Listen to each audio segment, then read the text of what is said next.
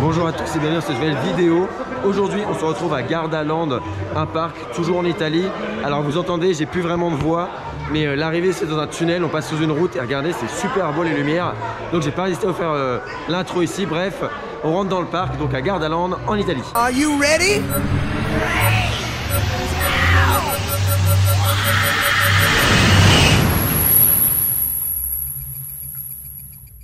Le voilà rentré dans le parc et on découvre le land Peppa Pig à notre gauche. Alors l'entrée à droite elle fait très propre, très verdoyante. À gauche elle fait très enfantin du coup. Bon je suis pas ultra fan mais moi j'aime beaucoup le côté droit là, voilà. Avec des petits jardins, des petits parterres, c'est beau, c'est propre, j'aime bien.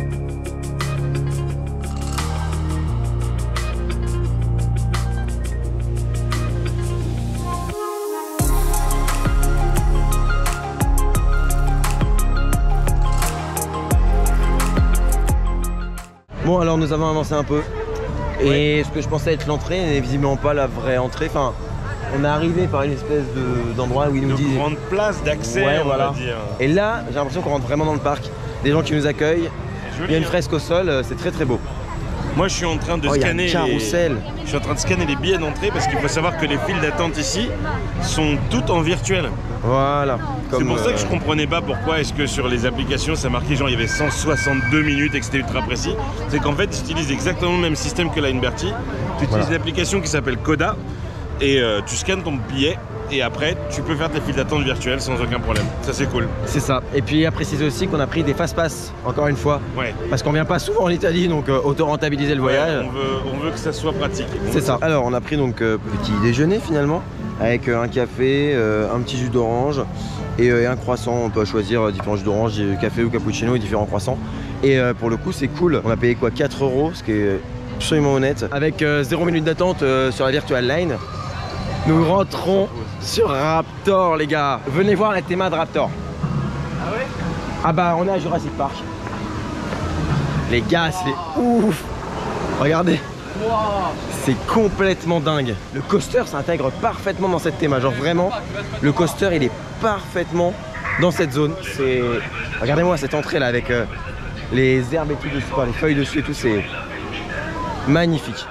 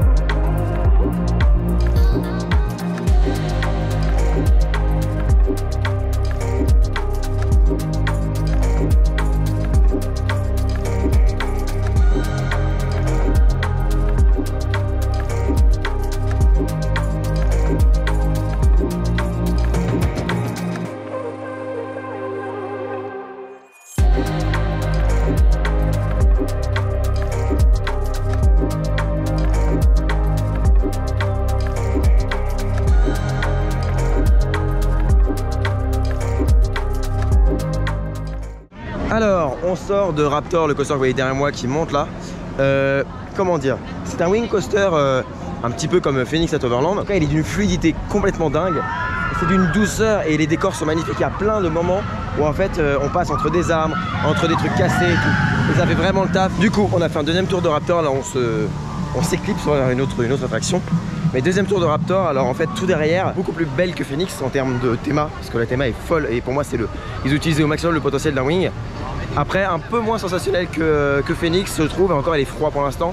Mais voilà, c'est juste pour vous donner un ordre de comparaison parce que vraiment ça n'enlève rien à l'attraction qui est vraiment top. Le coaster date de 2011, je crois qu'il fait une trentaine de mètres, presque 800 mètres de long, il atteint genre 90 km/h et à 3 immersions, donc ça reste une machine. Ouais, et on le descend pas. Hein. Ah, il les fait pas du tout, comme Jérôme il est en train de dire 90, ouais, il fait 90. Et pourtant, il les fait pas du tout, il est d'une fluidité vraiment bonne, surtout pour un coaster de 2011. Comme vous disais Vincent, c'est le premier modèle de wing coaster, c'est-à-dire que c'est le tout premier modèle de ce type-là du constructeur qui a été mis dans ce parc. Donc pour un prototype qui a plus de 10 ans, waouh, il a très peu vieilli et il est Vraiment bien, vraiment vraiment bon. Encore une fois, la théma est juste dingue. Là, on a encore une place, c'est plutôt cool. Et franchement, c'est d'une grande qualité et très très beau. Après, bon, il y a quand même le petit détail, c'est que c'est un peu incohérent. Mais en fait, non, je pense que moi, c'est ce que j'ai dit dans ma vidéo, c'est que je pense que chaque attraction a une thématisation et qu'en fait, tu as un restaurant ou un petit boutique à côté qui aura un rapport. C'est vrai que ça doit être ça. Et pour le coup, alors, qu'il n'y ait pas une zone, un land, un machin, bon, ça peut être gênant, mais en soi, la qualité du parc, en fait, a fait le reste, quoi. C'est qu'en vrai, on s'y sent bien, on sait déjà qu'on a envie d'y retourner. C'est le total opposé à Mirabilandia hier, vraiment le total opposé. Mais vraiment, c'est le jour et la nuit. Donc c'est marrant pour le coup. Mais voilà, un parc qui, au niveau qualité, au niveau décor, putain, c'est présent et c'est très très beau.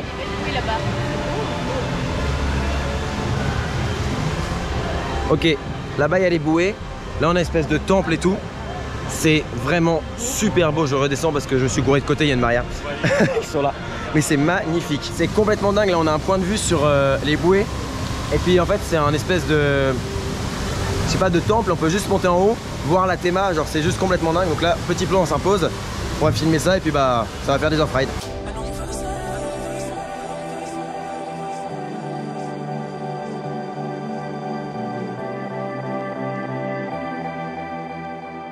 Bon ok, comment vous dire, là on vient de passer un quart d'heure dans cette espèce de structure temple. C'est magnifique autour. On a une vue sur le SLC, donc le coaster inversé. On a une vue sur les bouées, sur un water coaster. Enfin c'est magnifique d'en haut. Il y a de la musique un peu en mode Bouddha bar. Bref, c'est une musique qui va un peu avec le thème de l'attraction finalement. Et je trouve ça génial. Et là on vient de passer un quart d'heure dedans parce qu'il y a plein de plans à faire. Ouais, c'est parce que c'est un petit point influenceur. C'est un point influenceur. EDB attraction de ride, donc on est obligé de le faire. Ok, regardez la structure derrière moi. Voilà. Je sais pas ce que ça fout là. Il y a visiblement il y a un rappel là-bas. Ah mais c'est là où il y a les bouées et tout. Non, en vrai c'est magnifique. En vrai c'est magnifique. Et là, terrasse panoramique pour EDB attraction. Oh putain, il y a marqué terrasse panoramique. Allez. On va faire une terrasse panoramique. Là c'est l'Atlantide, du coup le thème visiblement. C'est ce qu'on voyait depuis le point panoramique de tout à l'heure. Et on a un nouveau point panoramique qui est magnifique, voilà, avec de la musique et tout. Je suis conquis, mais conquis à fond.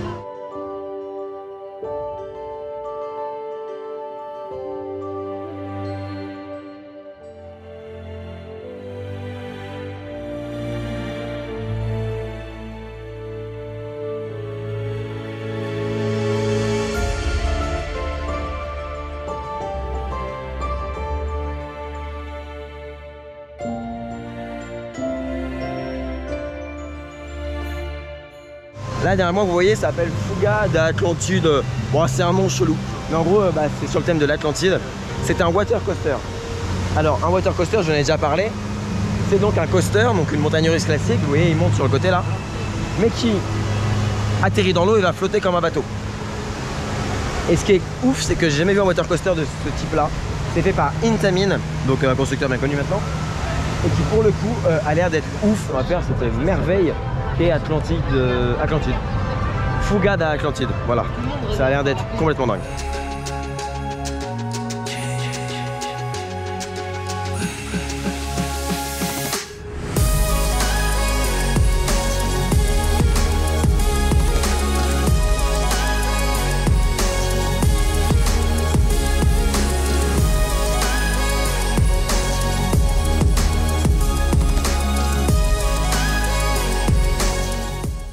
Alors, on sort de Fuga d'Atlantica, ou Atlantide, j'en sais rien, qui est claque.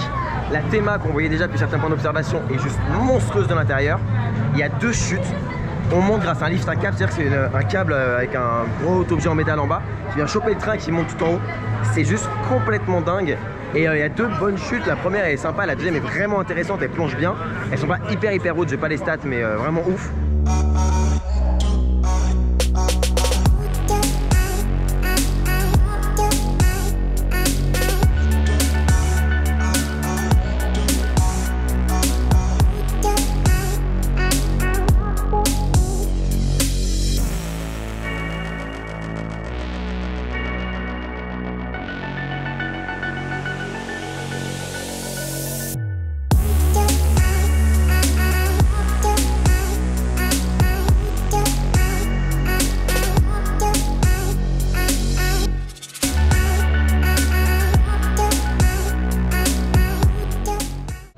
Jérôme a encore fait du très très fort. Avec les pistolets, on a arrosé tout le bateau et tout. Lui, il a visé un mec mais tout le long. À la fin. Le mec, c'est horrible. Faut pas faire ça. Est-ce que vraiment j'ai besoin de décrire? Encore une petite zone, voilà, on passe avec des innombrables sports. Enfin, c'est complètement dingue. En plus, la qualité est pas mauvaise. Alors, j'ai quand même l'impression que c'est pas de la vraie pierre. Voilà, c'est pas de la vraie pierre, c'est du pur toc. Mais l'effet est bien parce que pour le coup, on s'en rend pas compte. J'ai dû taper dedans pour le savoir. Donc là, on est dans un raft. Hein, pour ceux qui n'auraient pas remarqué, on est dans un raft, tous ensemble.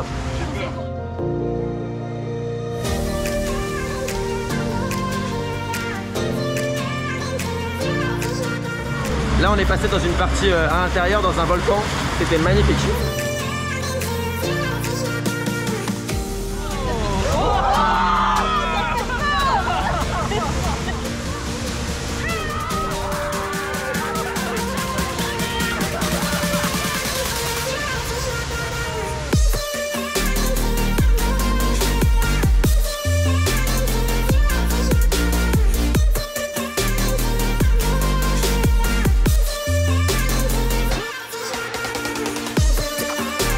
C'est magnifique. Et du coup là, le volcan que vous voyez ici, on était dedans tout à l'heure.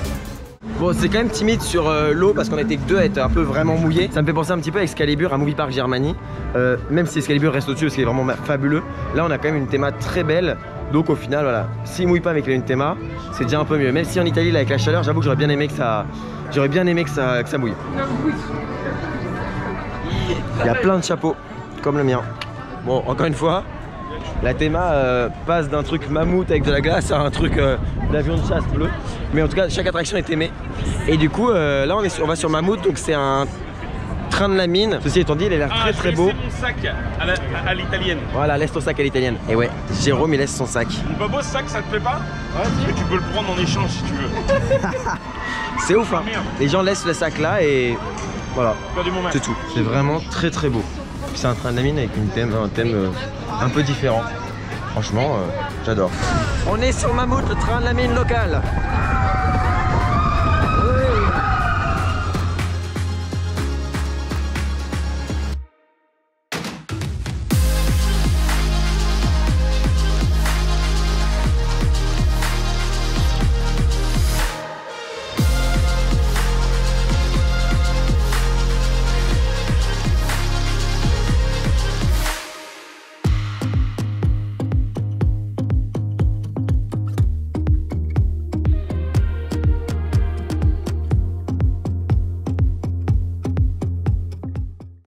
On sort de Mammouth, donc Mammouth en fait je ne connaissais pas du tout, hein. Évidemment on découvre comme tout le reste.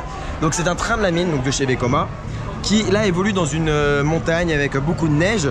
D'ailleurs on croise deux fois un mammouth et c'est super parce qu'on est en mode oh, il y a un mammouth. La théma est super du début à la fin, il y a des moments intenses, il y a 3 lifts, donc 3 moments où on monte et on reprend la vitesse et tout.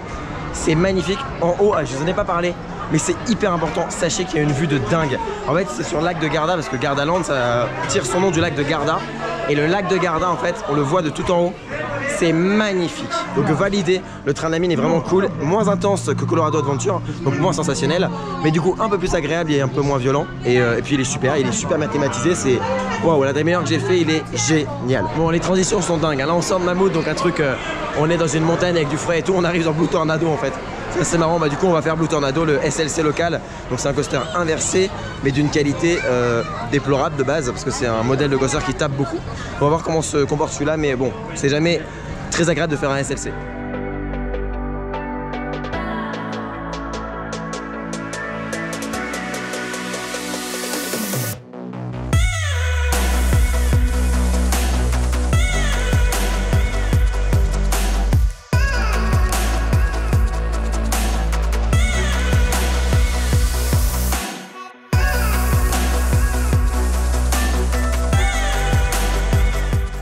Bon, on sort de Blue Tornado, ça a été sûr que c'est abominable comme coaster, c'est un enfer. En fait, je m'accroche au harnais avec mes 2 bras, je sors ma tête pour que le harnais soit entre mon bras et ma tête, comme ça il bouge pas. Et mes jambes, je les croise et je les serre très très fort contre le bas du siège. C'est que je suis accroché à la fois au siège, à la fois au harnais et je lâche rien pour pas que je puisse bouger. Et donc pour le coup, ça marche bien. Mais ce coaster a une variante comparée au SLC classique, c'est qu'il a une hélice à la fin avant de retourner sur la gare. Il fait un demi-tour au ras du sol, une hélice. Il y avait un Italien derrière moi et il lâchait des vaffanculo dans tout le train, il en pouvait plus. Enfin bref, et même le mec à côté de moi, je sentais qu'il était pas yambe. Donc c'était une mauvaise expérience sur la SLC, une de plus, mais c'est normal, ça, on a l'habitude. Alors là, on est dans un restaurant. Alors au niveau donc de l'attraction Blue Tornado, celui qu'on vient de faire, qui nous a marave, devant on a la sortie de Mammouth. Du coup ça fait une vraie transition, ils assument leur transition rapide entre deux univers, entre deux attractions. Bref, du coup on a pris un petit hamburger classique cheeseburger, donc 10 € par personne, ça va. C'est un prix parc, c'est pas cher, mais c'est pas trop cher non plus. Voilà. En plus c'est bon, franchement ça va. C'est meilleur que dans d'autres parcs, donc pas de problème. On sort des toilettes. Est-ce que c'est utile de le dire? Enfin, pas forcément. Sauf quand les toilettes sont des toilettes à la turque, c'est quand même pas banal en 2021. Il avait un barreau. Il avait un barreau. Oui, il a fumé un cigare. Il fumait un gros cigare. Ça, c'est les Italiens, putain. Ça, c'est fort. Toujours. Mais ouais, du coup, c'est à dire visiblement parce que non, en 2021, avoir des toilettes à la turque, c'est quand même peu sympa. Et je sais pas si les meufs c'est pareil, mais en tout cas, nous les mecs, les toilettes à la turque, c'est pas vraiment gênant.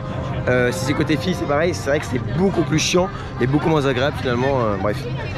Voilà, petite parenthèse, mais c'est quand même bizarre de voir ça dans un parc, quoi. De quoi, des chiottes turques? Bah ouais. Ouais, c'est marrant. Même dans le cerf d'autoroute, on en quasiment plus en France. Je vais te dire, je ne sais même pas utiliser un chiotte turc. Mais moi non plus. Là, on va monter sur une sorte de tour d'observation qui est une trentaine de mètres, je pense. Alors, là, en vrai, ça va.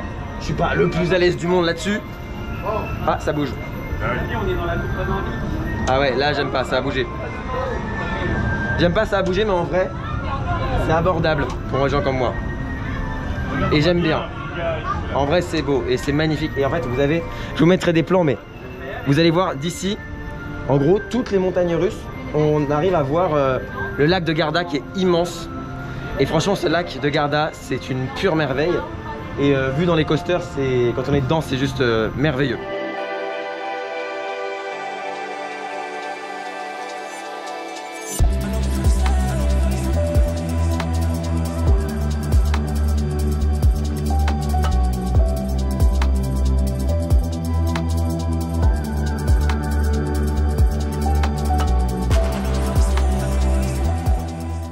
Attraction très cool.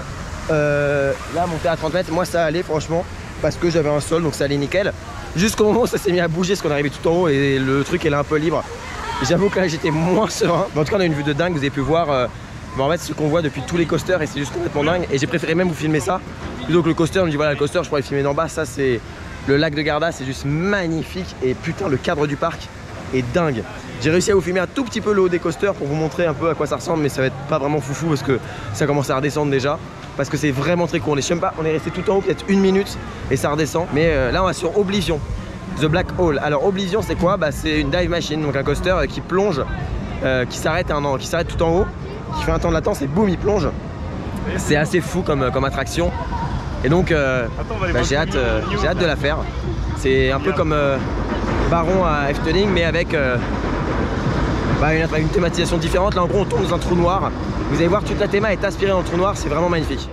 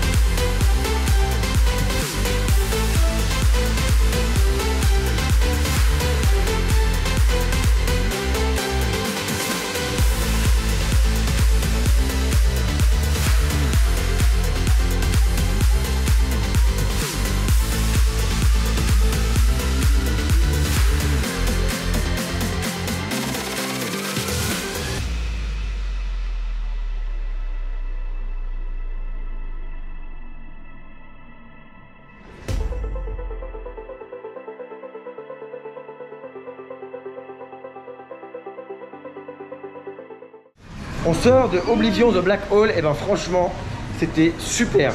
C'est fluide, c'est sensationnel, ça monte très vite. Hein. On arrive en haut, donc on est arrêté pendant quelques secondes et on plonge. Niveau sensation, la chute est très sensationnelle. On reste un peu longtemps en bas, une espèce de ligne droite, donc on est pleine balle. Et après on remonte, inversion qui se passe très très bien. Petit airtime, Helix. Franchement, j'aime beaucoup cette attraction. Je suis... Non, j'adore cette attraction, vraiment top. Ah ouais? Bah alors? La théma est présente, le coaster est super beau dans la verdure et tout. Hyper impressionnant, hyper haut. Et j'adore, il est vraiment magnifique. J'allais oublier la vue qu'on a d'en haut. Vous avez vu quand on a fait la tour panoramique, on a une vue de dingue. Imaginez que chaque coaster c'est comme ça et celui-là c'est encore plus long parce qu'on est tout en haut, on voit toute la côte, enfin, avec le lac de Garda, mais c'est magnifique, mais c'est d'une beauté, mais franchement ce parc a un cadre, mais oh là là là là là là là là. Fabuleux, fabuleux, et en plus sa théma est parfaite. Je suis plus que conquis par ce parc pour l'instant. C'est un grand jour les amis. Je me dirige vers une tour de chute, elle est pas très haute du tout, mais je me dirige vers une tour de chute Intamin de toute petite taille. Parce que faut vaincre sa peur à un moment donné. Je sors d'une tour de chute Intamin, je sais pas quelle taille elle fait, donc franchement 25-30 mètres peut-être. Mais en tout cas je suis content parce que j'avais peur de ouf avant de monter dedans parce que j'ai peur des tours. D'ailleurs je fais une vidéo à suivre si ça vous intéresse, ça est disponible en fiche. Et j'ai réussi à la faire, je suis à monter dedans, prendre sur moi, je suis monté dedans, j'ai fait, arrivant j'ai fait ok ça va, franchement l'auteur je gère, pas de problème, ok c'est bon. Et alors pourtant j'ai pas le vertige encore une fois, hein, pour ceux qui n'auraient pas compris, toujours vidéo en fiche en description qui vous explique pourquoi, hein, par rapport à la peur dans les coasters, et bah, je parle aussi de ma peur dans les tours. Bref, super content, j'ai réussi à la faire, je suis très content. La file d'attente est thématisée, alors ça fait un peu ancien, space etc, mais j'aime beaucoup. Ça m'a pas penser à ce qu'il y a dans Spatial Experience à Neglo et tout, c'est ce genre de file d'attente là. Et après au moment du départ, il y a un 3, 2, 1 pour monter, pour partir, et monter tout en haut il n'y a rien, mais franchement sympa. Bon bah là, une fois n'est pas coutume dans un parc, on se prend une petite bière avec Jérôme. Allez, petite bière au soleil, y a rien de tel que pour se bourrer la gueule. C'est ça, faut pas le faire normalement, mais là, bon d'ailleurs l'alcool est à consommer avec modération. Vous voyez autour de moi, au-dessus de moi, il y a cet Helix que je trouve magnifique sur Oblivion. Regardez, en plus de ma bière, mon stabilisateur, j'ai maintenant un ballon, vous voyez peut-être pas bien, mais bref. C'est un employé du parc, il se balade, on les a vus ce matin à l'ouverture, il parlait avec les gens, il délirait et tout. Ils sont habillés de toutes les couleurs et bah, ils m'ont donné un ballon, donc j'ai un ballon. Ce que j'ai vu avec les ballons, j'ai souri parce qu'ils me faisaient marrer et du coup ils m'en ont donné un. C'est trop mignon. En face de moi, nous avons Shaman. Shaman c'est un coaster un peu comme Goudurix en plus petit, comme Python finalement à Efteling. Et d'ailleurs, comme Python, ça fait un an là, il a été entièrement retraqué. Ça veut dire qu'il a été entièrement refait. Ils ont changé les voies, tous les rails ils ont changé à part le lift et la chute parce que ça bouge pas, ça vibre pas. Mais ils ont changé, ils ont mis des rails beaucoup plus robustes qui vont donc beaucoup plus résister au temps et au passage du train à force. Et du coup bah, les verts ils sont vachement bien dans la forêt, je trouve ça génial. Et au milieu il y a une espèce de grosse merde de coaster tout pourri qui est fermé en plus, qui doit pas fonctionner ou pas plaire. C'est un coaster à la base, ça ressemble à que dalle, c'est moche. Il a été thématisé avec les genoux, mais franchement des coups de genoux dans la gueule du mec, du designer. Enfin rien, c'est une bouse visuelle, mais bref. Shaman, le looper, donc Vekoma, et lui très beau et vert. Alors vous voyez derrière moi ils ont thématisé les poteaux là, juste ici. Vous suivez ma bière, vous verrez les poteaux. Et le coaster, vous voyez que les rails sont proches, mais quand même pas mal différents dans la conception de ceux de Vekoma. Et en fait, bah, ça a été entièrement refait et il est vert entièrement, ça se fond parfaitement dans le paysage. Je suis, une nouvelle fois, conquis. La grosse croûte dont je vous parle depuis tout à l'heure a un nom. Ça s'appelle Sequoia Magic Loop. Ouais. C'est quoi en fait? C'est quoi? Merde, au possible. En fait, faut t'imaginer que c'est un petit peu un coaster à la Timber Drop de Free City. Donc avec des harnais, avec des fermetures de merde. Ouais. Sauf que, regarde ce que tu fais. Tu plonges, tu fais la tête en bas. Tu plonges, t'as la tête en bas. Tu plonges, t'as la tête en bas. Et tu fais que ça. Donc, et c'est nul. C'est nul à chier. Avant de faire Shaman, j'ai toujours mon épée. Hein. Avant de faire Shaman, on se dirige sur un monorail. Parce que c'est cool les monorails. Là du coup on est dans le monorail. C'est trop bien le monorail. Oui, il y a un trou à côté. On est en l'air, c'est trop bien. Et on passe à côté des bûches. Et les bûches, c'est beau. Voilà. Un canal un peu qui passe dans la forêt, c'est creusé dedans, j'aime beaucoup. Mais encore une fois, l'intégration est juste dingue.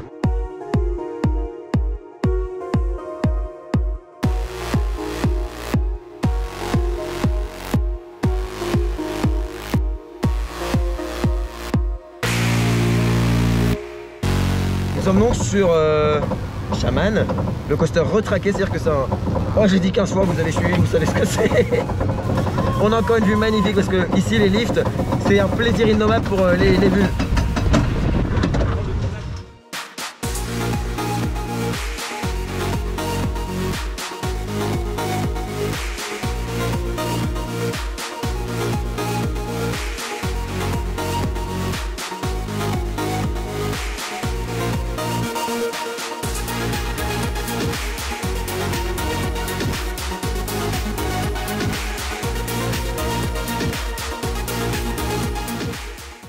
un looper Vekoma qui ne fait pas mal, qui ne tape pas.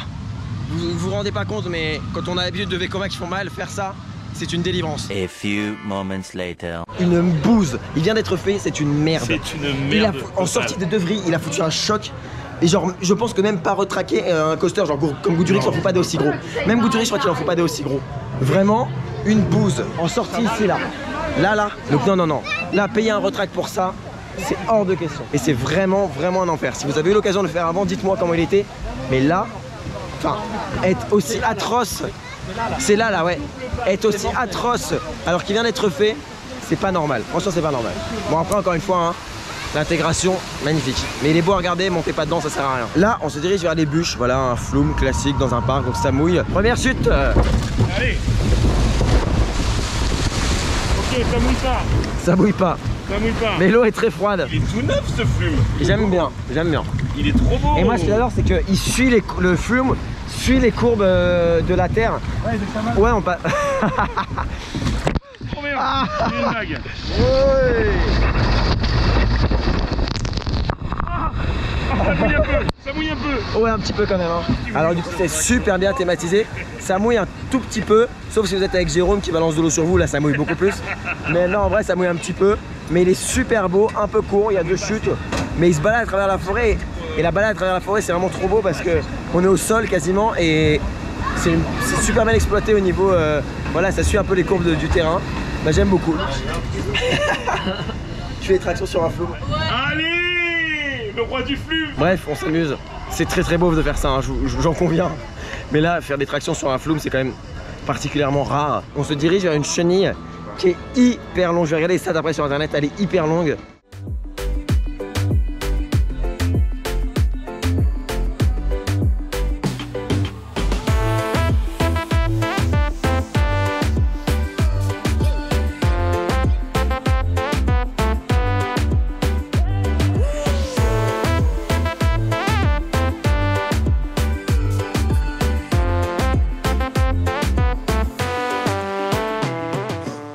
Il y a 2 trains, ça ne vibre absolument pas, c'est d'une fluidité sans nom. Et surtout, les forces sur le côté, à moins dans la... Il y a une hélice, on est bien appuyé au fond du siège. Si vous y allez, celui-là à ne pas manquer. À la base de Shaman, faites celui-là, c'est mieux quand même. C'est vraiment mieux. Ah ouais, vu qu'il y a 2 trains, il faut en faire sortir un s'il y en a un qui est en panne, qui a besoin d'être refait ou s'il n'y a pas besoin de 2 trains. Faut le faire sortir. Et normalement, c'est un aiguillage, ça tourne, ça coulisse sur le côté. Là, c'est manuel et ça claque. Non, il y a des pistons, regarde, il y a quand même 2 pistons. Ah d'accord, c'est pas manuel, mais en fait, c'est... C'est archaïque quand même. Là, on s'extasie sur une pomme chenille, mais en vrai, c'est triste. C'est vraiment bien, quoi. Les mecs, ils viennent de faire Raptor et Oblivion. Oh, la chenille de Gardaland. Là, c'est la file d'attente de la Windmouse. Et qui est dans un quartier un peu chinois, donc pas loin de Shaman et tout, ça reste dans le même délire. Et la file d'attente est super belle et le coaster est thématisé sur Kung Fu Panda. Et il s'appelle Kung Fu Panda Master, c'est le nom du coaster, voilà, c'est une Windmouse. Alors pour le coup, on l'a fait, alors il y a des moments où on prenait des virages super vite, on commençait à tourner et au bout de 2 tours, on commençait à freiner en fait, il y a vraiment... C'est freiné ou quelque chose comme ça, mais c'est pas comme les réversions où vraiment on peut se mettre à tourner de ouf, là c'est une Fabrice je crois. Les Windmouse réversions, c'est un autre constructeur, là on tourne vraiment, là c'est cool, c'est libre. Ici bon, on a tout essayé et du coup en fait vu que ça tournait pas beaucoup, des fois il y a des virages on les prenait beaucoup trop secs et c'était pas très agréable des fois.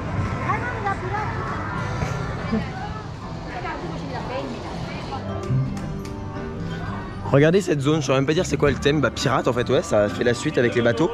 On dirait qu'il y avait genre, là on est sur le port, donc il y a 2 gros bateaux, vous voyez, 2 gros voiliers avec les voiles au-dessus. On arrive, il y a un bruit de bateau et tout, c'est assez joli. Et là on a une zone un peu plus dans la ville portuaire avec des petites boutiques et tout. Je trouve ça magnifique et génial. Est-ce que c'est ce que j'ai dit toute la vidéo? Oui. Est-ce que je me répète? Oui. Mais est-ce que c'est une nouvelle zone? Oui, donc ça marche. Donc là les bateaux qu'on voyait tout à l'heure, comme je vous ai montré, bah en fait ils servent d'attraction. En fait là il y a une attraction comme Pirates des Caraïbes, évidemment des bateaux j'imagine. Et du coup on rentre dans un vrai bateau. Je trouve ça juste génial. Et déjà avec l'extérieur ça rend bien parce qu'on a les bateaux, on rentre dans la ville, on voit les mâts toujours et tout. Et là on arrive dans un vrai bateau, genre c'est dingue. Enfin genre ils sont partis. C'est pas une théma ultra complexe, ultra là, et par exemple il n'y a pas beaucoup de détails au mur quoi, mais c'est tellement bien fait et tellement bien pensé qu'on se croirait rentrer dans un bateau. Je suis... Bon, vous avez la suite, je suis conquis, voilà, c'est le mot d'ordre de cette journée.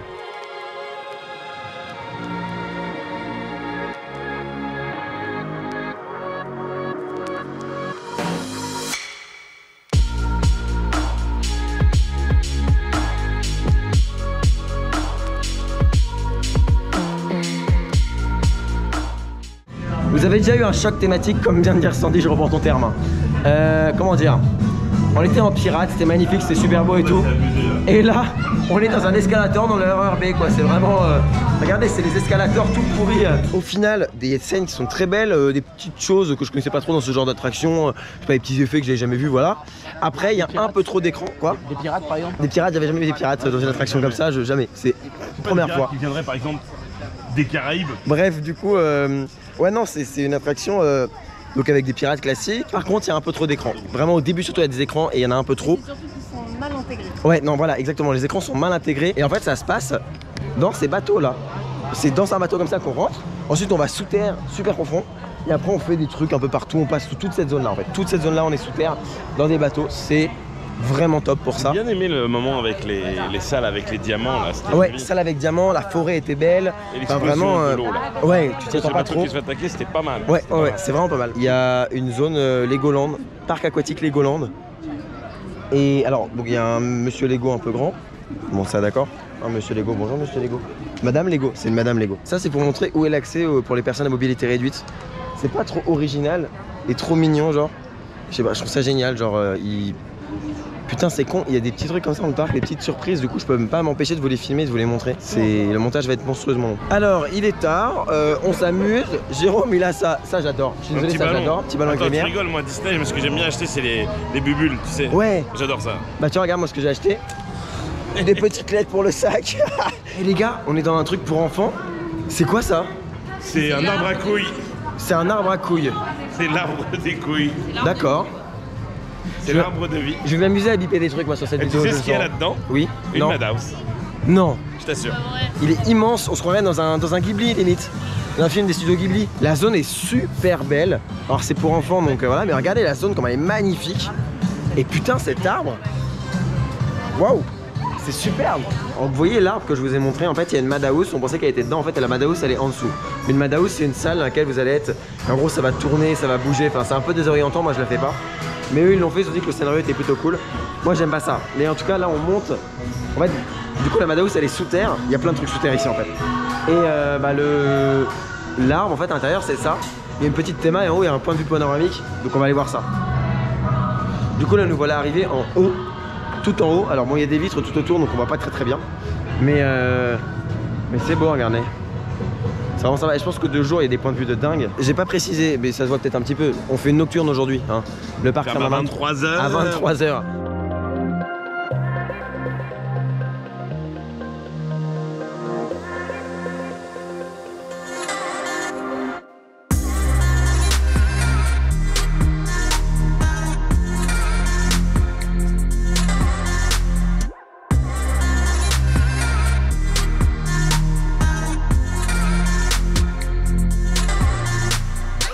On sort de 3 tours de Raptor, qui est somme toute le plus beau et le plus cool du parc en termes de coaster pur.